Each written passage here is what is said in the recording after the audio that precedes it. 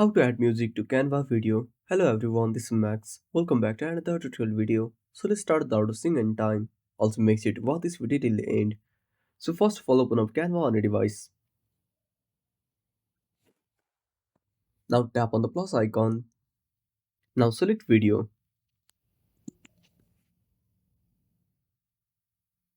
Now tap on gallery. Now select the video you want to add. Now tap on add to page.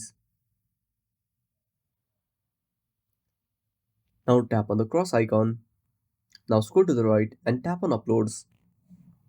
Now select audio and tap on upload files. Now select device. Now select the music. Now once you upload it, simply tap on it. Now adjust the music position. Now tap on export once you're done. Now tap on download and that's it. Thanks for watching. Make sure to subscribe our channel and hit the bell icon. See you in the next video.